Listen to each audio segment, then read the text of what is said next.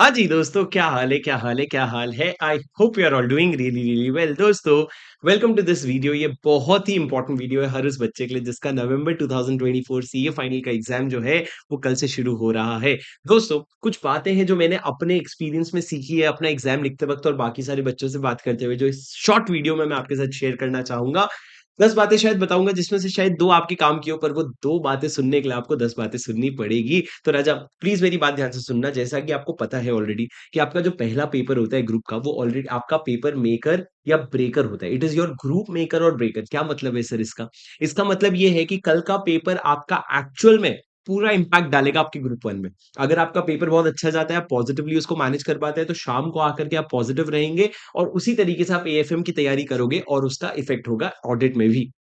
पर यदि आपका पेपर जो है वो आपके हाथ से छूट जाता है, तो शायद ग्रुप डगमगा जाएगा। हालाँकि उसको भी हम सँभाल लेंगे, कोई चिंता की बात नहीं है, पर डगमगाएगा ज़रूर। तो इसीलिए हमको ये इंश्योर करना है that we have to make sure that we give our 100% in FR no matter how much time is left with us. अब मेरी बात ध्यान से सुनना, कुछ चीज़ें, अभी तक आपने क्या पढ़ा, कैसे पढ़ा, वो सब चीज़ें तो मैटर करेगी ही करेगी, पर उससे भी ज़्यादा ये मैटर करेगा आप 3 घंटे में अपने आप को कितना कंट्रोल में रखते हो और कितना एंगेज्ड और कितना स्पीड रखते हो। अगर आपने बहुत ज़्यादा मेहनत करी और वो 3 घंटे में आप पैनिक कर जाओगे, तो आप अपने पेपर में वो 100% क्वालिटी नहीं दे पाओगे and you may not be satisfied after that.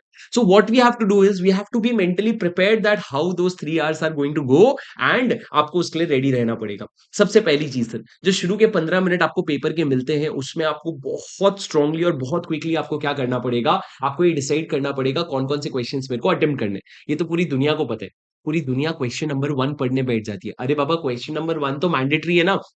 अगर वो लिखना हो आए या ना आए, लिखना तो है और जो आएगा वही लिखोगे बाद में, तो क्वेश्चन नंबर 1 पढ़ने की ज़रूरत नहीं है, सीधा पीछे से करना शुरू करो। पीछे से क्वेश्चन पढ़ना शुरू करो और पीछे से क्वेश्चन पढ़ना शुरू करो या सेकंड नंबर से क्वेश्चन पढ़ना शुरू करो और बाकी बचे हुए क्वेश्चन में क्वेश्चन नंबर 1 देखो ही मत और बाकी क्वेश्चंस में फटाफट डिसाइड करो। 2 चीज़ें डिसाइड करनी होती है, क्या लिखना है वो डिसाइड कर लो या क्या छोड़ना है वो डिसाइड कर लो, दोनों भी चल जाएगा।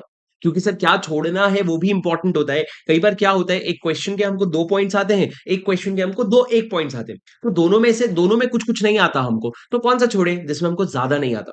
तो ये सब चीज़ें बहुत बेसिक है, पर ये 15 मिनट में आपको absolutely you have to make sure that you do it. एक गलती जो मैं करता था, अपनी टाइमिंग को इतना गंदा प्लान करता था कि मैं एग्ज़ाम हॉल पहुँच रहा हूँ 1:40 1:42, नॉट दैट।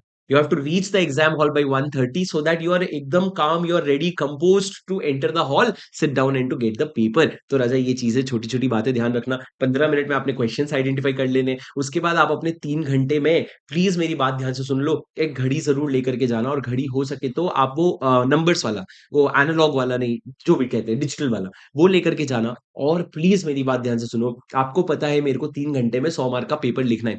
एमसीक्यू को अलग कर दो सर, एमसीक्यू पहले करें कि बाद में करें? जिस भी रिस्पेक्टिव एफआर की फैकल्टी को आप फॉलो कर रहे हो, जो वो कहें, वो कर सकते हो या जहाँ आपका कन्वीनियंस हो।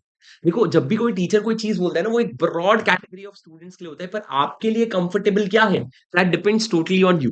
अगर आपको लगता है मैं पहले एमसीक्यू कर लूँगा तो मेरे को 30 मार्क कंट्रोल में आ गए, तो मैं आराम से 70 मार्क करूँगा, गुड टू गो। बट जो भी करो, टाइम का कंट्रोल अपने हाथ में रखना है, यानी कि मतलब मान लो मैंने 3 घंटे का पेपर है और मैंने एमसीक्यू 30 मार्क्स के एमसीक्यू मैंने दे दिए 40 मिनट। बचे मेरे पास 2 घंटा 20 मिनट। फॉर एग्ज़ाम्पल, उस 2 घंटे 20 मिनट यानी कि आपके पास करीबन 160 मिनट्स हैं और आपके पास 70 marks of paper two attempt है। तो आपको समझना पड़ेगा कि आपके पास टाइम कितना है, उतने में कितने क्वेश्चन्स आप सॉल्व कर पाओगे। अब मैं बताता हूँ एक गलती जो मैं और बहुत सारे बच्चे करते हैं। एक क्वेश्चन उठा लेते हैं, कंसोलिडेशन का मान लो या अमाल्गमेशन का कोई भी बड़ा क्वेश्चन, और देखते हैं यार 25 मिनट में खत्म कर दूँगा। होता तो है नहीं। फिर 5 मिनट और बस हो गया टैली करके वो 40 से 45 मिनट खर्च कर देते हैं और बाद में आंसर भी मैच नहीं होता और मिलना उतना ही है जितना 25 मिनट बाद उनको मिलता। The point, the lesson here is that you have to be very very strict about your time. बहुत जिगरा लगता है सर कि क्वेश्चंस को उस पॉइंट ऑफ टाइम पे डिसाइड करना कि मैं खत्म कर पाऊंगा कि नहीं और छोड़ के आगे बढ़ना। ऐसा नहीं होना चाहिए कि छोटे छोटे जो इंडेस वगैरह से क्वेश्चंस है जो बहुत ज्यादा स्कोरिंग है वो आपके हाथ से छूट गए। You have to ensure that आप पूरे हर क्वेश्चन को एक बार टच करके तो आगे निकलो। पर इसका मतलब ये नहीं है, मैं ये नहीं कह रहा हूँ क्वेश्चन को आधा आधा छोड़ के आगे बढ़ो। मैं कह रहा हूँ किसी बड़े क्वेश्चन में फंस गए ना तो वहां से निकल जरूर जाना, वरना रिग्रेट ये होगा सर पेपर आता था पर खत्म नहीं कर पाए। एक होता है पेपर आता ही नहीं था, सिर्फ 85 मार्क्स का आता था, 15 मार्क्स का नहीं आता था, तो चलता है। पर गलत क्या हो जाएगा अगर 100 मार्क्स का पेपर आता था और फिर भी 85 मार्क्स का लिख पाए। उसके बाद दोस्तों ये याद रखना, मैंने अब कहा है कोशिश करना कि 100% कवरेज की, बहुत ज़्यादा प्रैक्टिकल नहीं है, एफआर का पेपर बहुत लेंदी आता है, पर कल क्या आएगा ये आज हमको नहीं पता। You have to go with a very unbiased thing कि अभी वाला पेपर, जैसे मेरे अटेम्प्ट में जो पेपर आया था, वो आईसीआई मॉड्यूल से उठ करके आ गया था एफआर का पेपर। मतलब पेपर के बाहर लेजिट हम आकर के बोले आईसीआई क्या कर रहा है? मज़ाक कर रहा है क्या? हमने इतनी मेहनत ये पेपर के लिए करी। फिर उसके बाद एएफएम का पेपर आया। एएफएम के पेपर में भी यही रिस्पॉन्स था हमारा, "ओ भाई आईसीआई पेपर तो बनाओ, मज़ाक चल रहा है क्या?" फिर उसके बाद आईसीआई ने मज़ाक करना शुरू किया थर्ड पेपर से, और जो रोते-रोते हम बाहर निकले हैं, वो अलग कहानी है। पर ये सारी चीज़ें आपको ध्यान रखनी है रजब। पेपर अगर ईज़ी आया, जब आपके हाथ में पेपर आएगा ना, अगले 10 मिनट में आपको एक फ़ील आ जाएगी कि आपकी तैयारी के हिसाब से मैच कर रहा है क्या। आप अपने सारे रिग्रेट्स भूल जाओ कि मैंने क्या नहीं किया, क्या किया। बोलो एग्ज़ाम हॉल में घुसते वक़्त, you have to have this positivity कि अपुनिज भगवान है। अपने ऊपर भगवान का हाथ है और अपने को सब आता है।